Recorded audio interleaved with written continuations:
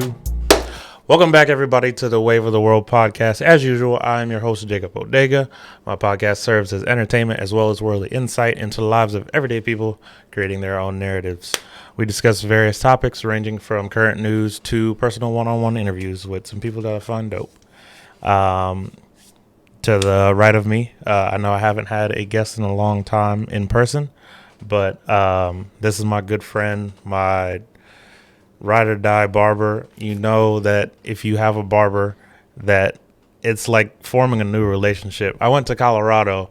I'm sorry to cut you off in front of your introduction, but I went to Colorado and I got a haircut, and I felt like I was cheating on somebody, and I don't ever want to feel that dirty again. So this is my man, Mike, owner of Lenix Barbershop. I appreciate you, man. Yeah. Actually, I figured you got a haircut. That's why I was taking so long to respond to your messages. You see what I'm saying? Yeah, man. Yeah. Next time you can't make an appointment, man. You grow it out. No. It's called loyalty, man. No, man. No. She'll stay with you. If she's not staying with you, then it wasn't meant to be. Oh man, the true test of any relationship. Nah, it's really like that though. I remember this one time I went to it was on a Sunday, and you know generally barbershops are closed on Sundays, and I didn't feel like cutting my hair, and I was like, I'm just gonna stop by some random barbershop, whatever. I'm just gonna get a chop real quick, and because I didn't feel like going to the shop and getting my clippers, so I go to the shop. And I sit down, and as soon as I sat down, as soon as he touched my head, I was like, damn, I'm going to have to go to the shop and fix this. I already knew it. Like, it's something that you can always feel. Yeah. And I'm looking around and stuff like that. I seen like 6 open beer bottles. Like, he had been drinking the whole Sunday? time. Yeah, on Sunday. So the guy's telling me about how long he's been cutting, and he's like, yeah, I've been cutting for like 15 years. And I'm like, bro, that's not a compliment. Like, that's not good. Like, this is terrible. And so he shows me the haircut, and I looked at it for like half a second. I'm like, yeah, you good, bro. And I just gave him his money, and I left.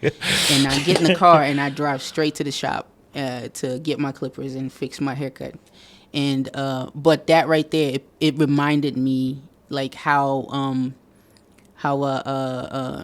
it's not ungrateful, but like how in a privileged position I was, because not everybody can just cut their own hair or fix a haircut. So I sympathize with anybody who has to suffer through a bad one. Yeah, or move to a new city, and then you got to find a new barber or stuff like that, you know? Like, to me, it's always, you haven't really moved into a city until you found a barber. It's not home yet. It's a part of, like, not like, welcoming or anything, but like you find where you live, you find like what spots you like might want to try, and like what spots that might be like your go-to restaurant or whatever, right? Just to like help you like feel settled in a certain area. Absolutely. And that's definitely a part of that. Yeah, man. Yeah, it's almost a religious experience. I actually don't know this. So how long have you been cutting hair, and what got you actually into doing it? Man, every time somebody asks me that, I always want to say 2 years. It feels like it's been just 2 years, but I graduated in 2014 out of barber school, and I started cutting like later on that year. I had been dabbling with it for maybe like a year before that, and my brother's actually the one that got me into it. I was living in Atlanta, and my brother kept asking me. He just randomly asked me one day to cut his hair, and I was like, "Why? I don't want to cut your hair, but all right, whatever." I cut his hair. It was terrible.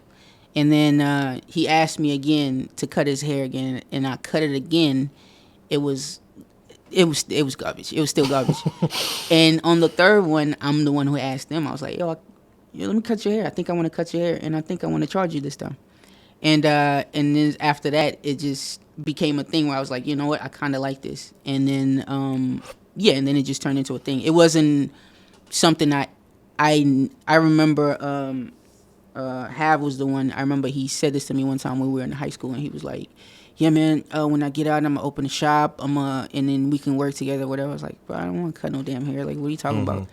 And then after we graduated, you know, we would always, hung out all the time. So he'd be like, "Yeah, bro, come to school, come to this." And then I finally called him one day, and I was like, "Yo, I think I'm going to school," because he used to come to my house and cut my hair. and he cut my brother's hair, and it was never anything I thought I would ever do. But yeah, Was that before he had the shop? yeah. That was when he had just started school to go to school. I was his model for his first interview for this spot. He was kind of D1, and yeah, I was like his model for that. So yeah, he'd been cutting my hair for like a long time before that. So do most barbers like cut their own hair, or like most of the people that work at the shop, or like what is that? Because you just told the story how you went on a Sunday to a random barbershop. Yeah, not most barbers do not cut their own hair. Like I'm not even trying to be funny, but it's a skill to be able to cut your own hair the way that you would somebody else. A client, yeah, because you're doing everything like backwards almost. Exactly. I actually have quite a few barbers that come to me to get their haircut, and these are guys that own shops. Yeah. So it tells you what they think about their own barbers. Whatever. You know what I mean? But yeah, no, it's something you kind of gotta jump out the window and try to do it yourself. It's almost like I get it, because with the tattoo artists, like, you know, every tattoo artist I've ran into, they always have a really bad tattoo on themselves, and it's like they did it themselves. So it's to me, I almost feel like it's like a rite of passage, like, because, you know, why would somebody else trust you with their hair when you don't trust yourself with your own hair? Yeah, that's how I feel about it. Okay. Yeah. So you're fairly new with your own shop. Is there anything that you have started that you didn't expect, and what you still plan to do in the future that you haven't been able to do yet? Like as far as like shop wise, or are you talking about just in general? I guess like where you see the business going. Okay. In general. I mean, I see the business expanding, you know, not just like one location, but, you know, multiple locations in the city and stuff like that. As far as something, I thought it would be easy to just find barbers, because I was like in such a privileged position where I worked. Because a lot of times with barbers, a new barber usually switches shops like 3-4 times in the first year, trying to find a fit. Like just feeling comfortable in the place. Feeling comfortable. You know, even the barber game is kind of vicious. You know, you get guys that'll be like, you know, this guy's been cutting for 8 years, 9 years, 10 years, whatever, and then he'll be like, and he owns the shop, and he'll say, yo, you don't cut anybody who has never walked through that door before. You know what I mean? Like a first chair mentality type thing? Yeah, and it's like all your clientele has to be somebody you've brought into the shop. That makes it very, very difficult for somebody, you know, oh yeah, no, I got 17 people waiting on me, and they're all waiting on me. If they're all waiting on you and they're okay with waiting, that's fine. But for you to like force people to wait on you because you don't want the other guy to get a shot, that's kind of messed up. And I've seen that happen in real life. So anyways, my point was finding barbers was actually more of a task than I thought it would be, because you got to find people that kind of fit your style. You ever been in a room before and it's like 4 people and everybody's cool, and then one person comes in and it kind of just like sours the whole situation? Yeah, that's the type of vibe that I'm trying to avoid. So I've hired one guy, and he's dope. He's a great barber, great personality and everything. And then I fired one guy, and then I fired another guy before he even started. And you know, so trying to make sure that I maintain that level of quality as far as like approachability and stuff, kind of like the stuff we talking about, the female barber and stuff like that. It's gotta be right. Yeah. So now that we actually started the episode, just talk about talk about what you think a female barber would bring to a shop that is normally dominant. Most barbershops are it's a male dominated industry. Right. I think a female barber would bring a level of like approachability, if that's a word. I don't even know if that's a word. But for people who feel uncomfortable in barbershop settings a lot, and usually the people that usually feel uncomfortable in barbershop settings will be like single moms, or like the sister that brings her little brother to the shop and stuff like that, because it's a bunch of dudes in there talking, a bunch of guy stuff, and I don't want to get hit on. I don't want all that male energy around and stuff like that. So I feel like if a woman walks into the door, she'll feel a little bit more invited. Oh, okay, well, there's a girl in here, so it may be more comfortable, because we do get that kind of energy sometimes when a woman comes in. If her son is old enough, she'll just stay in the car, or she'll just have somebody else drop him off, or whatever. Or if she's in there, she's very standoffish. But once in my shop, once they kind of get a feel of the environment, they're more relaxed. They're more willing to come in and just sit down and hang out. But you don't want it to be like a children's playground. Where kids are like running around because they're too comfortable. Yeah, we cut that out very quickly. We don't play that, like, respect my place like it's your place. I feel like it takes like a woman, kind of like how it was in the movie Barbershop, like a woman of like Eve's like don't fuck with me mentality to like kind of like you're not afraid to walk in there, but like she can hold her own with all the other barbers too. Yeah. That's something that to really respect. I have like quite a few like female clients that come in and for haircuts. Yeah, for haircuts, and they're the type that are like that. Like there's some it's like they're more reserved, and then there's some where it's like you like it'll be dudes that in and then they want to hit on them. And they quickly find out, like, yeah, that's not the one to play with like that. Like, yeah, she's attractive, but she'll put you in your place. Yeah, she might cut you. Yeah, definitely. And I'll watch. All right. Yeah. Let's go ahead and get into, which one do you want to start with first? One of these topics. We can start with this guy right here. Cool. Yeah. So we're going to start right off with Kyle Rittenhouse. If you didn't hear the news, the judge found him not guilty on all 5 charges, including first-degree murder, intentional homicide, and then there were, I think, like, danger to the, like, public was another one of the charges. He shot 3 people. They were all 3 white guys. They're all still alive, I'm pretty sure. Anyways, what are your thoughts?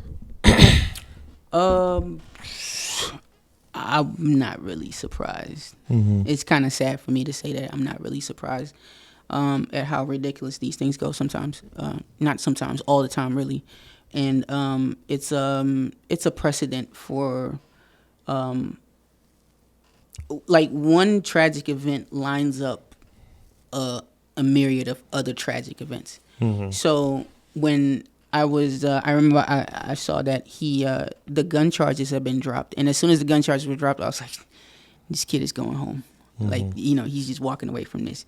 And then I saw the picture of the it wasn't even the video. It was a picture of him crying, and I was like, I guarantee he wasn't crying. Yeah, like, this is terrible. This is some terrible acting. Just from a still, I could see that it was terrible acting. And the thing that I most hate about irresponsible verdicts like this is that it empowers a group of like-minded individuals to feel even more invincible. Like, how can you not feel like I can get away with this if something like this happens and this guy gets away with it? You know what I mean? And then just the fact that now he's a child, and it's funny how they deliver the news. He's a little boy, still 17 years old. He's a grown ass man at this point, like making grown ass decisions. When you're moving like that, you're 17 years old, you got automatic weapons, and you cross state lines. That's intention to me. Like, you know what you're doing. Now you want to cry about it. After the worst happens. And then you get things like The fact that George Zimmerman is out here signing Skittles bags and having town hall meetings and stuff like that. It, that comes from this right here. Mm-hmm. George Zimmerman made this possible right here.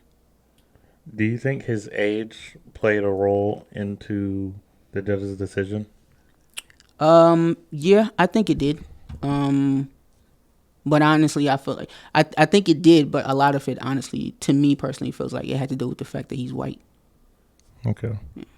Because just the way stuff is portrayed, like you remember the guy that shot up the Waffle House in Antioch. Mm-hmm. Yeah, he was labeled as mentally challenged. Like, he's like, oh, he's suffering from mental illness, this, that, and the third, and blah blah blah. And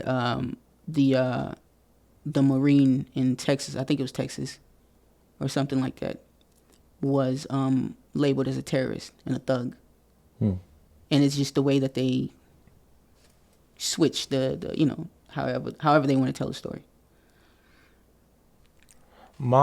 I'm kind of in the same boat with you. I wasn't really shocked. Mm-hmm. Or what is it? Not surprised, but not shocked either. Right. Just because there are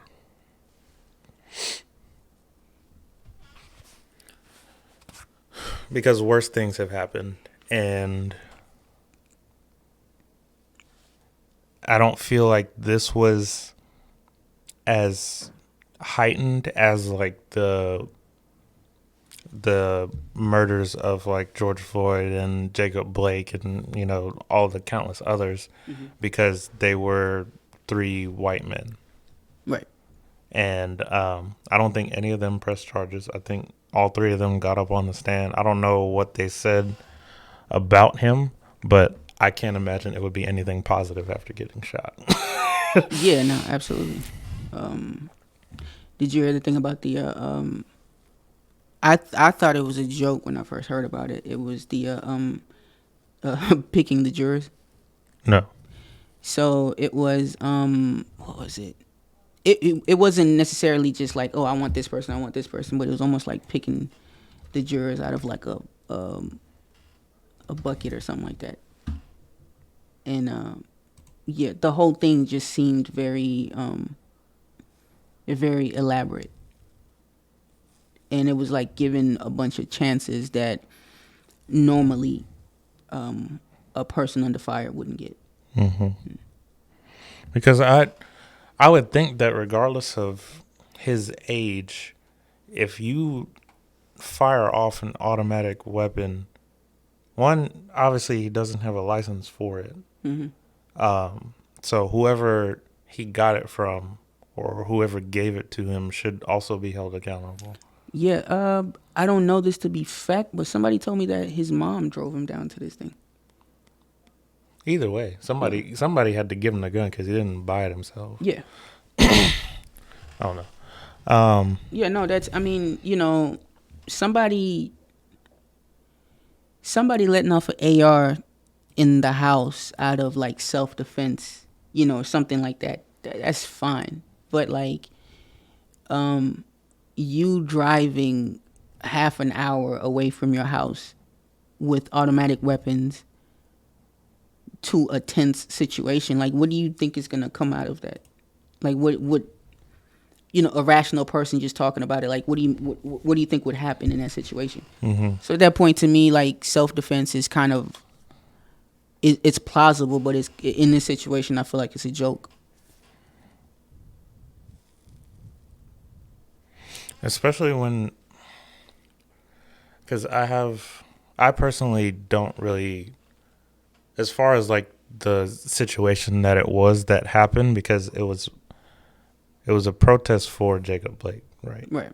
I don't know if it was a peaceful protest or not, but I don't agree with,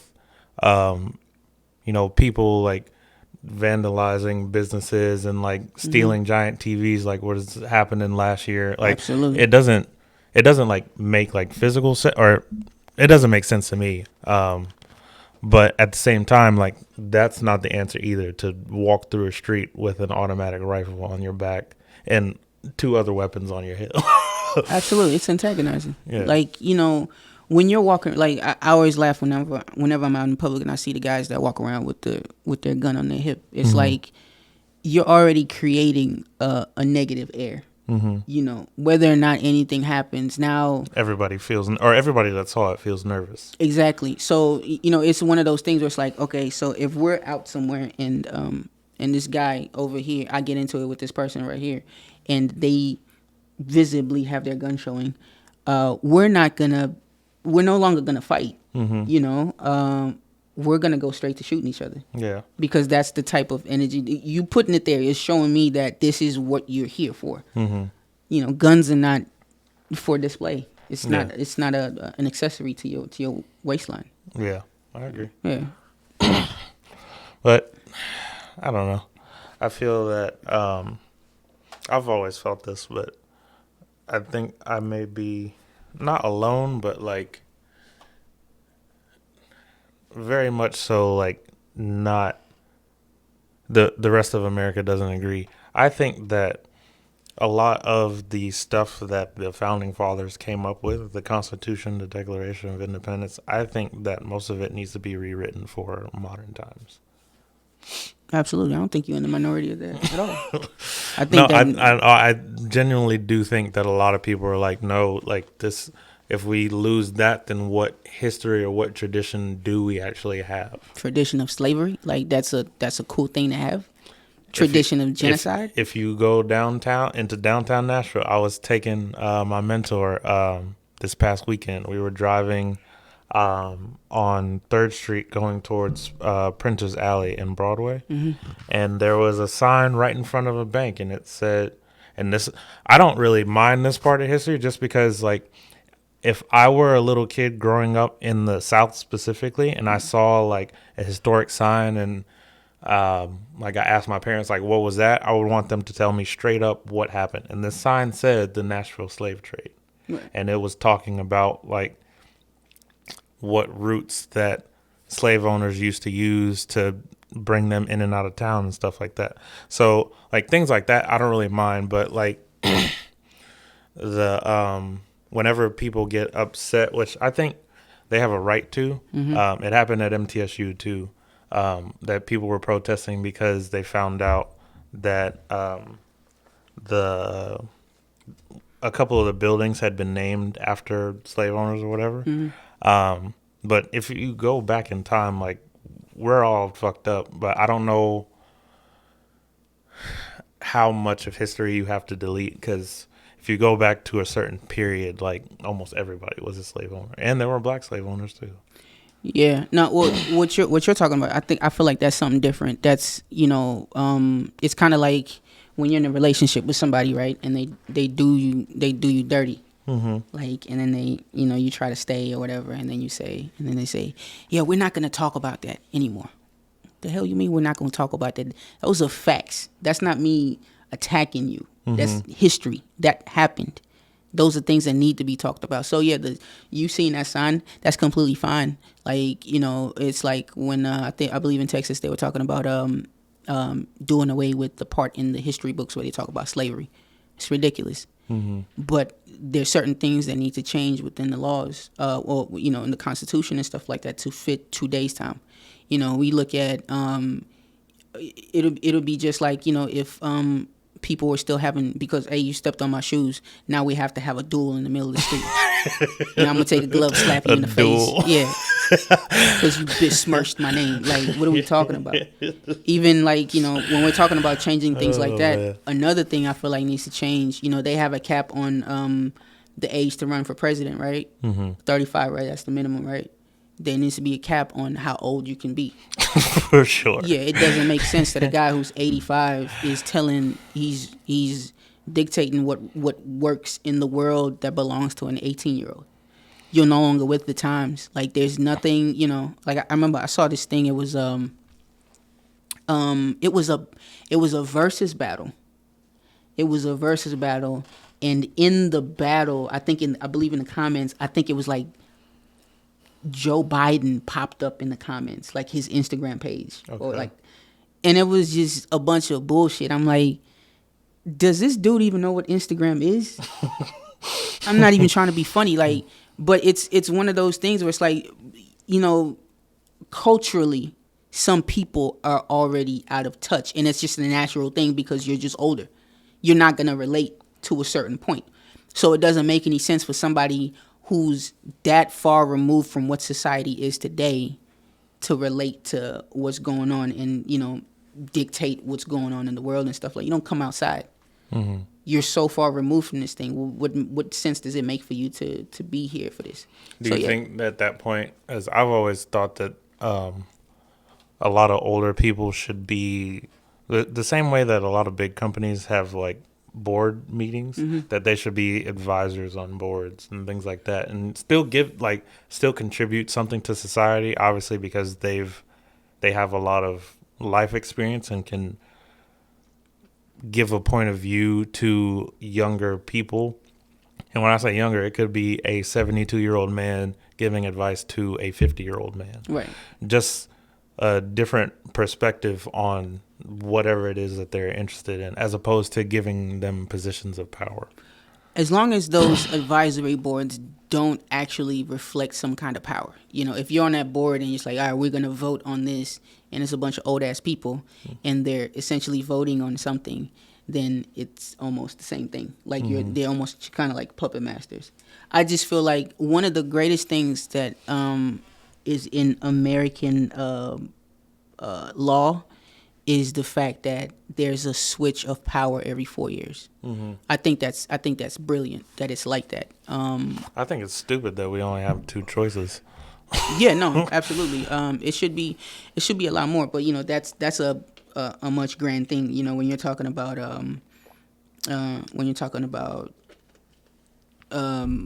politics, I think at this point, no real person should be voting for a party anymore.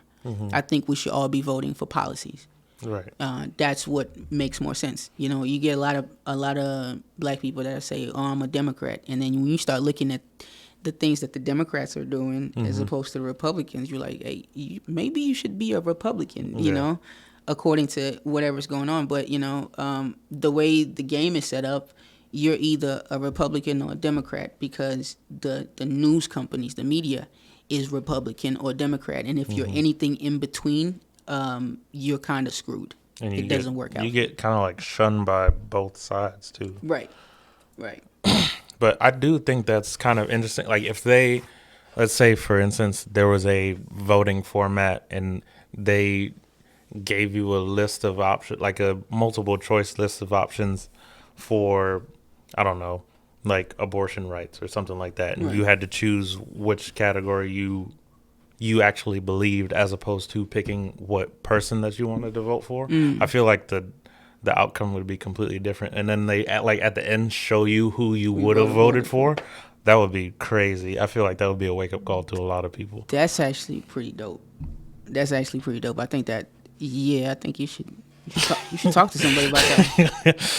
Because that's pretty genius. Because that's what people right now are voting on. That would be more of like a social experiment. I don't know if you could like physically trick somebody into putting somebody into power like that. Yeah, no. I'm saying like, but I feel like that would be some kind of steering in the right path of what needs to be happening. Because the way things are happening right now, it's not right and it's not effective, and it only serves. Politics right now serve the old world. They don't serve any of the young people. They barely serve the old world, because I saw a video of Joe Biden falling asleep at the climate summit. Well, he can do that. He can do that. He's the president. Nah. What else do we got? We're done with that. No one talking about that anymore. That's depressing. What are your thoughts on businesses having vaccine mandates because of Joe Biden's declare? I think that it's very un-American. I think that kind of, if we're going back to the Constitution, I feel like that kind of goes against everything that they talk about. It's very contradicting. And now you're slowly moving into an area where like communism and dictatorship and stuff like that come in. That's how these things happen anyways. Is you don't just come out and then you just say, hey, it's gonna be a 6:00 curfew. Everybody go in the house. All the men have to have facial hair on their face, and all the women can only wear things that come down to their knees, or whatever the case, right? You slowly do things like this. That's how it starts. So, yeah, like now you're dictating how people run their businesses and stuff like that. I don't think, and even if it is for like, which to me I feel like I don't know if it's for the betterment of the safety of everybody, but I just feel like that's government getting involved in places they shouldn't be involved in. I was listening to this podcast this morning, and they said that the U.S. has more vaccines than they know what to do with. So that's why Moderna and Pfizer are trying to come up with a COVID pill, because other countries don't have the same access that we do. So I think in the same way that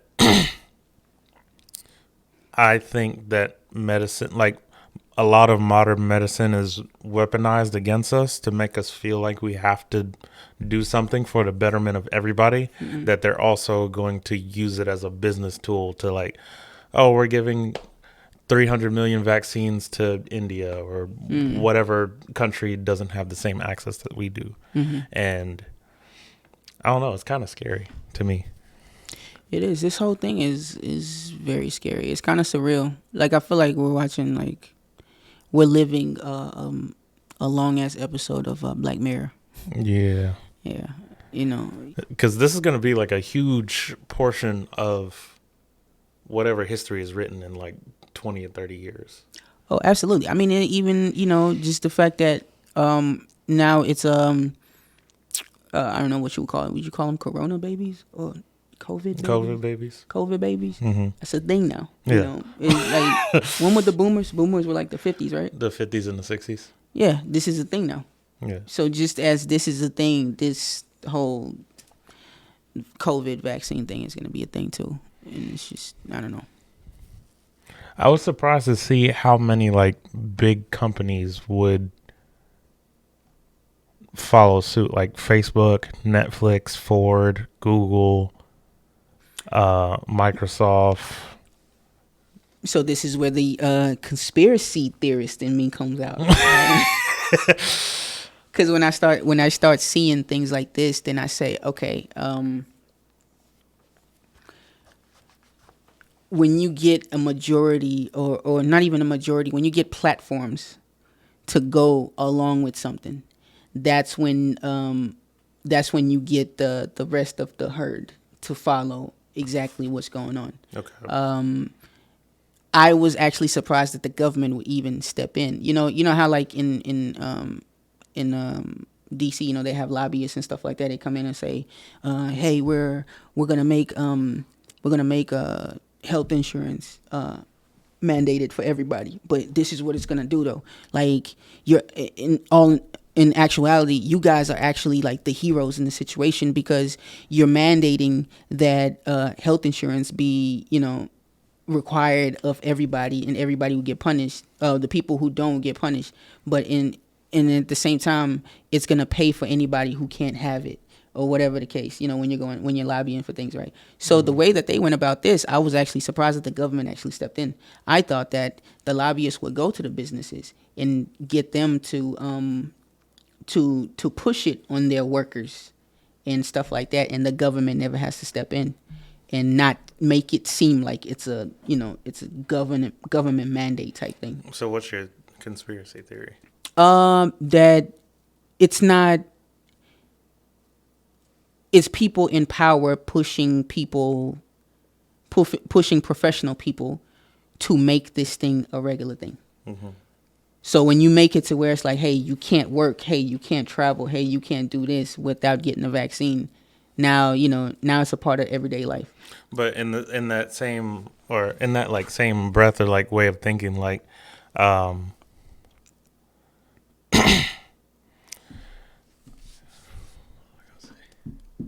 like in the beginning of the pandemic in March of last year, when the government, I forget, it was only a couple states, I'm pretty sure, that they did they passed a bill where you couldn't like evict anybody if they like couldn't go to work or whatever. Yeah. Obviously, some people took advantage of that, Right. The unemployment, Right. but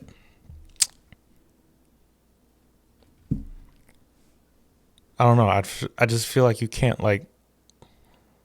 force somebody to do something. But you can. These are the little small steps to force somebody to do something. Like it's like, you find funny ways of forcing people into doing things. Like when you tell a guy that, hey, you're not gonna get your check unless if you get this vaccine. Like, yeah, I'm not forcing you to do it, but it will be in the best interest to do it. And I'm gonna take away all the other options that you can go. That's like close to like mafia stuff that like happens on Yeah, it is. TV. It's exactly what it is. I wouldn't be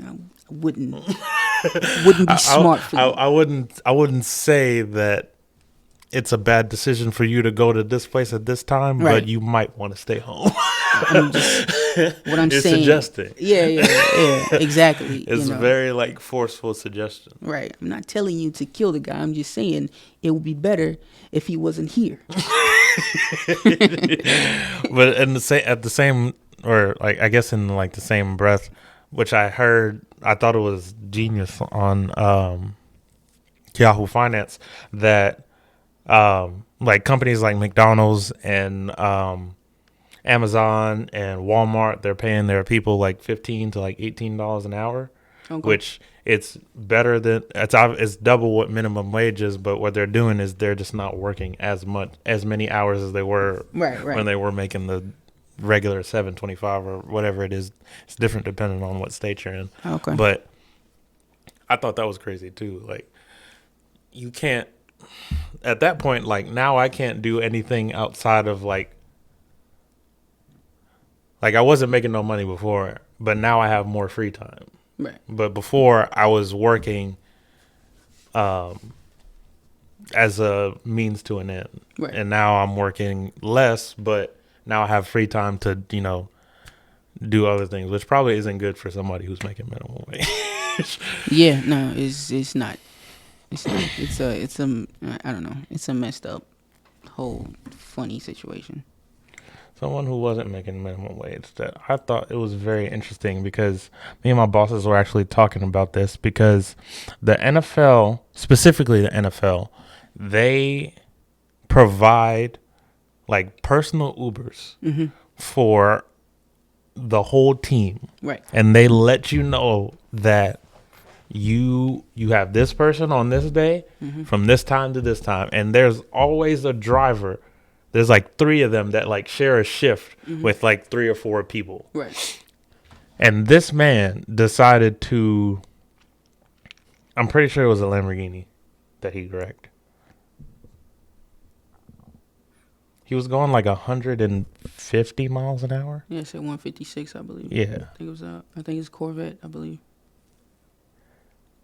Why? Because you can. But why? Like, that. I feel like specifically with athletes, like, the same way that when you're playing on the field, that if like one little like snap or blink of an eye thing happens, that your whole career could be ended.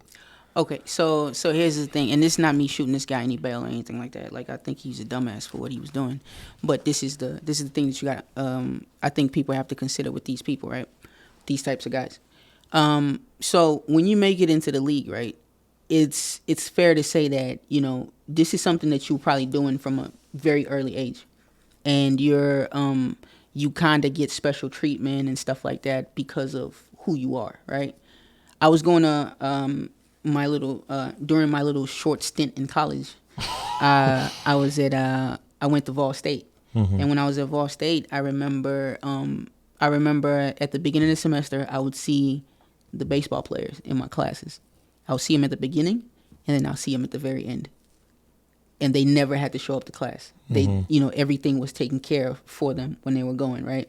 Because normally, well, specifically with All State, they don't have a football team. They only have the baseball, basketball. I think they might have tennis. They have softball. And traditionally with normal schools, the football team generates income that, like, fuels the whole college camp. It's either football or basketball. But I get what you're saying. Right. So you're getting special treatment. And mind you, no disrespect or anything like that, but this is community college. This is not the, you know, the 4-year D1 schools. This is community college. So you take a guy like this who is getting this kind of treatment. He's probably had girls since he started thinking about girls and being pushed in classes and stuff like that, whatever. That's why, like, when some of these guys, when the Vanderbilt thing came around, the rape thing, right? You talk about a guy like that and you say, okay, does this guy not understand rape? Does this guy not understand this? It's like, well, no, what you mean rape? You know who I am? I am who I am. You're supposed to give it to me. So some of these kids, they don't actually understand what's going on. And then you put a 23-year-old in a situation where he has a lot of money and a lot of will to do whatever he wants to do.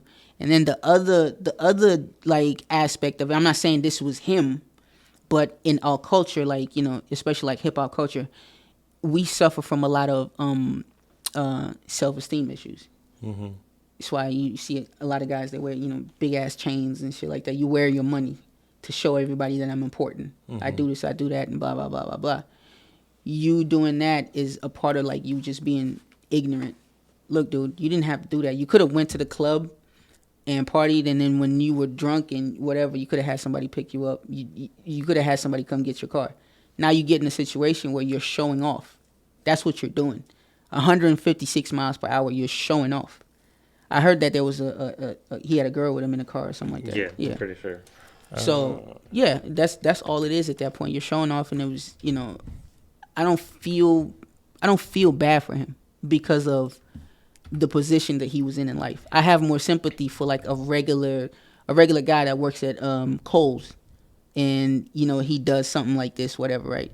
But for a guy like this, he probably has his whole family on his back, changing everybody's lives and stuff like that, and this is what he goes and does. It's unfortunate, but, you know, at this point, he deserves whatever comes to him. He's a dumbass.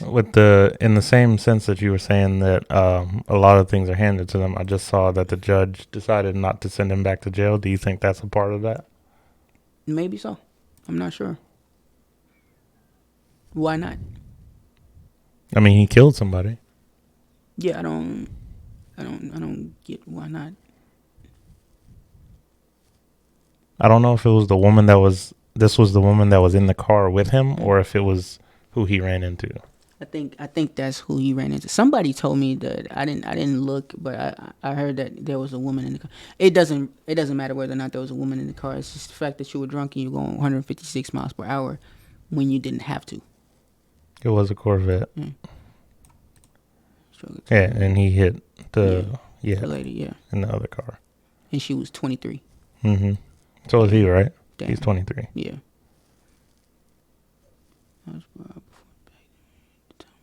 That's ridiculous. Yeah, that's crazy. That's crazy. Yeah, I mean, it's unfortunate. I feel for the woman that got killed. I feel for her family and stuff like that, and I feel for his family because of all the opportunities that he just killed for everybody. You know, yeah. So I don't feel bad for the guy, man. Like, that's on him. Something that is kind of exciting that I wanted to talk about is Rivian. Just because we're speaking about cars. I hope nothing happens in the future with this company, just because I'm really excited about it, just because they're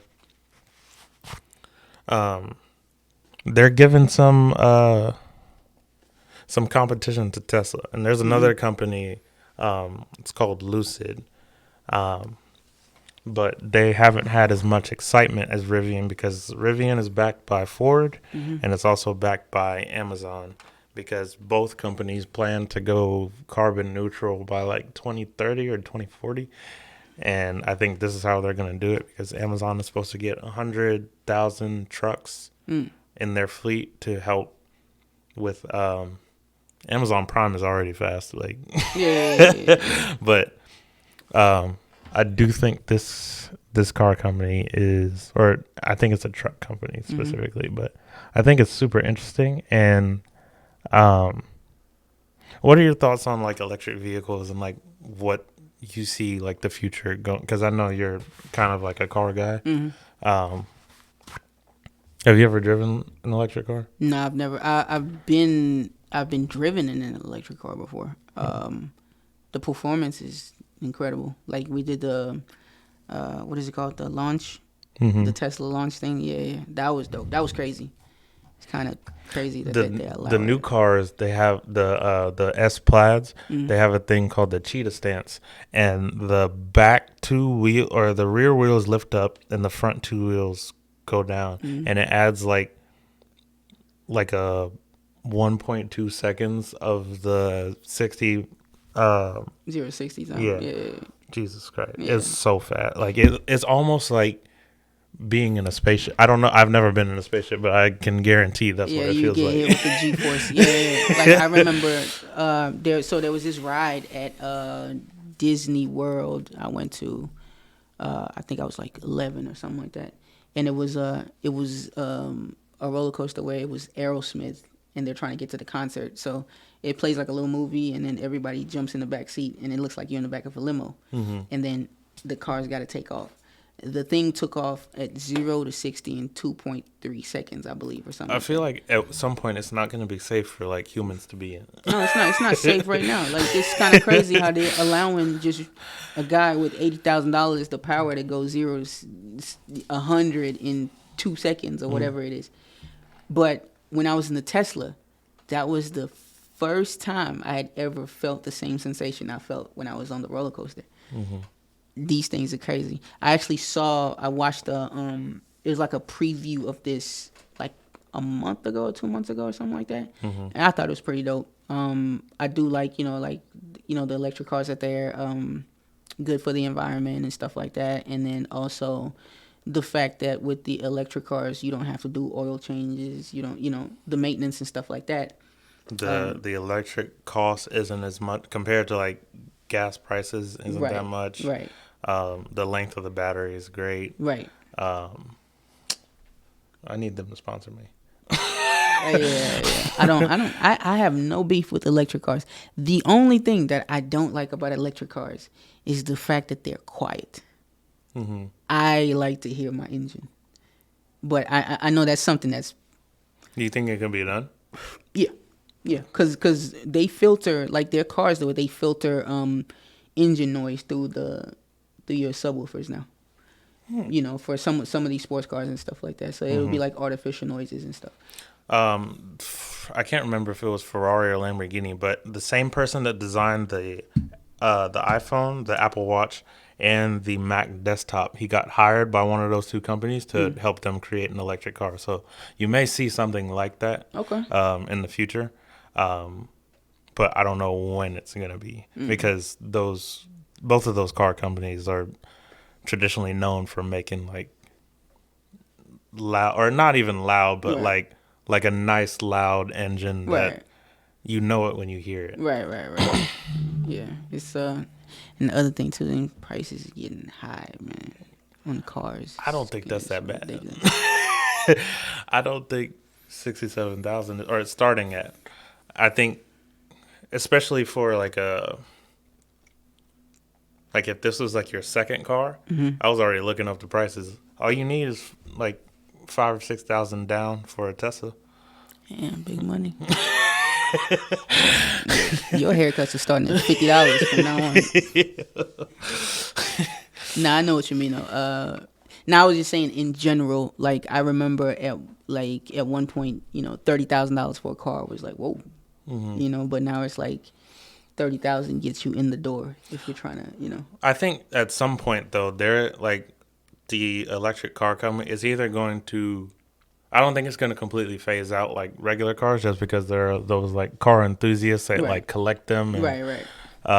It's going to be like a part of history, but I do think that once these start coming out and they come out and like they start like taking the place, because people used to laugh about the Prius and the or the Nissan Leaf, right, or the BMW, the little go-kart one, or the smart car. Like we used to laugh about them, but I think they're going to, if not be 55 or 50%, at least like 70%, and then that's when the 70% of the car market, and then that's when the like price will start to go down a little bit for like the used ones that might not might not be as quick. There might be older models, the same way that with iPhones and all the technology that we have. Because I think it'll flip. I think it'll flip the other way around. I think that at a certain point, the guys that like there'll be classic cars. Then will be like, if you like your Raptor right now, it's gonna cost you a lot to drive it, because gas is gonna go up even way more. You may be looking at like $8 a gallon or something like that. Something stupid like that. I also think that we'll be able to get to places faster than we do now, because actually one of Elon's companies is called the Boring Company, and they specifically work with like metro cities to build tunnels that are literally just city to city. So there would be one from Nashville to Atlanta, or there would be from Richmond to Raleigh, something like that. Okay. Where you could, kind of like how they have the Autobahn in Germany, where you can just go 120 miles an hour and it's like damn near a straight road. Right. But I feel like with that, like if there was an option for you to do that in that space, and you do it on the self-driving mode, like you wouldn't even think about it, and you get there. It might cause the prices of flights to go down. Maybe. That would be dope. That would be really dope. Not for the hackers. If somebody hacks into now that you got me. Have you seen which Fast and Furious was it? It's all like one long ass movie now. But you remember there's one where it was Charlize Theron and she was hacking into the cars. Have you seen that one? It was like all the cars, like they were all just like attacking. I know what you're talking about. The last one that I actually like watched all the way through, where I was like, this is ridiculous, is when The Rock was holding onto the car with the bare chain and the helicopter at the same time. That's where I jumped off shit. Well, that's The Rock. This guy, like, you act like you've never seen The Rock before. Oh my goodness! I was like, come on, dog. Was that? I think it was 7. Okay, I feel like that's Captain America do the same thing. I feel like he did the same thing. Did something. But anyways, when it was like, I mean, it had already gotten ridiculous, but it was like this one time they had Dom had gone against the family. And you never go against the family. Yeah, this time he had gone against the family. And they had like harpooned the car door, and they were like, oh, his car is like registering 1,500 horses or something stupid like that, right? And then he decided that he didn't want the door in the car anymore, and he was like, yeah, I'm out of here. And he just slings the door off the car, and then he takes off, and it's like, yo, it's Dom, it's what he does. Oh man, that's funny. It's hilarious, man. I did want to. We're getting towards the end of the episode. This has been a really good conversation, though. Appreciate you, man. I wanted to do this segment since I have a guest on this time. I didn't prepare you for this, so if you need me to go first, I will. Okay. But it's called the Music Moment, and all you do is share 3 songs that are currently in your rotation. You can talk about like how you found them, or like what vibe that they give off, or like why you like the song. Okay. You want me to go? Yeah, you go first while I put it together. I got you. So my number one song, or not my number one song, but do they have to be new songs, or it's just whatever you listen to? Right? Yeah, what you listen to. Okay. First song is Yamz, with by Masego and Devin Morrison. I appreciate anything Masego does because I feel like he's a genuine musician. And there's not a lot of those people that can play multiple instruments and also sing and perform in today's day and age. Number 2 is going to be off of Silk Sonic, which is the project with Bruno Mars and Anderson Paak. They released Smoking Out the Window and Leave the Doors Open before they released the other 7 songs, which I feel like those were on purpose because when you see the album cover art, you already know that it's going to like a funk like 60s or 70s song hasn't come out since 60s or 70s. Right. And I feel like they did those 2 songs on purpose just to let you feel what the rest of the extra project was going to be like. But my favorite song off of that little project is 777, which that's on my music moment. And then the last one is Neo by Anime. That's my Anime. Amine. I do it every time. Yeah, I feel like he did that on purpose. Yeah, right. But that's like my pre-workout song to like get pumped before, lifting and everything. It doesn't have anything to do with working out, but right. Yeah, those are my 3. Just gets you going. All right. So mine is it's a really old song, but it's called Sunny by Bobby Heb. I guess that's how you say it. I was watching a TV show, and the song came on, and my baby was like, she was sleeping on my chest, and as soon as the song came on, she woke up, and she just started like dancing or moving around to whatever. And that's been a constant song in replay just because she loves it. And it sounds like a happy song. I actually haven't listened to the lyrics like that. You know how happy songs always end up sounding like some really gruesome shit anyways. I'd say that about, I still can't listen to the song to this day. It came out like when I was in high school. So maybe like when you were like just getting into or just getting out of barber school. Pumped Up Kicks by Foster the People. Yeah. I can't stand that song now, though. The school shooter. You know what's funny is the very first time I heard that song, I was like, this song is creepy. And that was the first time I ever caught the lyrics to something. Like, you ever listen to, you've heard it before, but EI by Nelly. Like that song, that's murder music. I might have to go back and listen. Yeah, it's literally, it's just detailing a drive-by. And it was the number 1 song in the country at one point. But anyways, so it's Sunny by Bobby Heb, and then I'm really, really into. I listen to one of my clients, Malik. Him and we always talk about music and stuff like that. And then we were talking. I had been off Wale for a very, very long time, and he was like, "Is there any reason?" I just didn't feel like his music was compelling anymore, and I felt like his character was more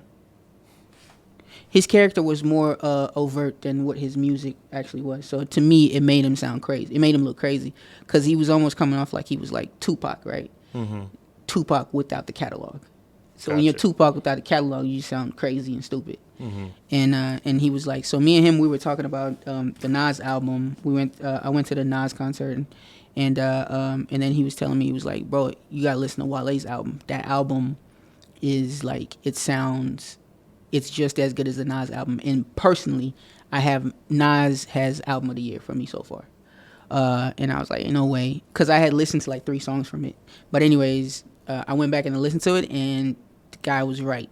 So right now, the song that's actually getting me hyped in the gym and stuff like that is Tiffany Nikes. That song, that's one of the first bangers he's had in a very long time, in my opinion. And then the other song that I'm really, really into right now, it's called Danger by Torre. And it's Torre, he's from I believe he's from Brooklyn, but he was on the come up like around 07, 08, around the same time when J. Cole and, all them guys were coming out, whatever. But I don't know, it's just the old song that I went back to, and I'm really, really enjoying. And then I have, it's Nipsey Hustle is another one. Can't believe I'm not remembering what the name of the song is. Right Hand to God. Right Hand to God is, I just gave you 4 songs, didn't I? That's fine. Yeah. It ain't for me, it's for them. yeah. Right Hand to God is like, I don't know what got me back to listen to that. I wish that, by the way, that album is a classic. I don't know. If you got a problem with that, come see me. Right Hand to God it's like a testament about your life and where you are and how you feel, and I feel like that song just kind of embodies everything. Like I feel like I feel every bar in that song. I feel it's a lot of stuff in that song that I really relate to on like on a very deep level and stuff like that. So that song gets me hype in the morning or when I'm at the gym and stuff like that. So yeah, okay, those are my 3-4 picks. Cool. I would do the I just don't have the questions pulled up. Is there anywhere or anything that you're working on that you'd like to share with everyone, in regards to your anything personal or your business, whatever it is? Let me see. Damn, I don't know if I want to say it right now though. But Lenix Ave is coming out. We're coming out with some merch, some apparel. That's one of the things that's on the horizon right now. So we're working on that, and then and we're hoping to be launching by like springtime. We'll be launching some stuff. So we're gonna have just apparel and stuff like that. That's what all we're working on.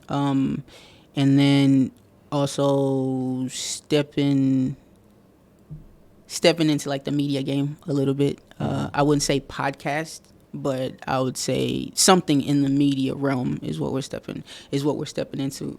So I'm collaborating with one of my friends. He's become one of my good friends at this point. So Benji, actually, him and I are working together. Cool. Trying to put something together. Yeah. So I'm not trying to hate to be vague like that, but we're still like building on it and putting it together. Okay. Yeah. Gotcha. Is there well, I'll let you close out the podcast. I'm gonna do my quick little commercial where I do all my promoting and everything. Okay.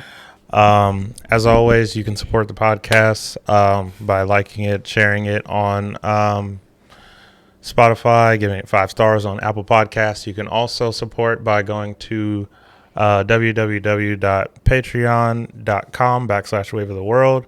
You can join one of the 3 tiers. You get different perks with each of the tiers. You can also go to jacobsbodega.com. I took all of the rings off of the website just because I told y'all last episode that I'm focusing on new things. So you can still purchase any of the t-shirts. Like I said, that's at jacobsbodega.com if you want to support this podcast on its own. But you do get some perks with the subscription to the Wave of the World podcast. So I think the $10 subscription, you get 2 free merch items a year. So that's like half a year for 2 t-shirts. I think it works out well. But yeah, keep continuing to like, share, and subscribe in all of the places. So without further ado, I'll let you close it out. Okay. My name's Michael. And I'm a barber, and you come see me at Lenix Ave Barbershop. We're in Old Hickory / Lakewood, 3400 Old Hickory Boulevard. And also you can follow barber page. It's Mike Blades at Mike Blades TN on Instagram. And that's about it. Cool. Yeah. Thank you for thank you for being on the show. I appreciate you for your time and your insight. You've always been one of the well-spoken people that I enjoyed having a conversation with. So I knew this wouldn't be a problem at all. So I appreciate it, man. And yeah, thank you for having me, man. It's an honor, and I'm not surprised. But I'm very impressed by your setup. This is pretty dope. Like, you know, especially like it speaks volumes to people when, you know, if you in life, if you ever want to when you're wanting to take something seriously, you have to invest and put yourself into it. Otherwise, it's not going to work, because the only way people are going to respect something is if you appear to respect it yourself. So this is dope, man. I'm proud of you, and I'm happy for you for what you're doing. appreciate you, man. No problem, man. I will see y'all next month in December. Y'all have a happy Thanksgiving.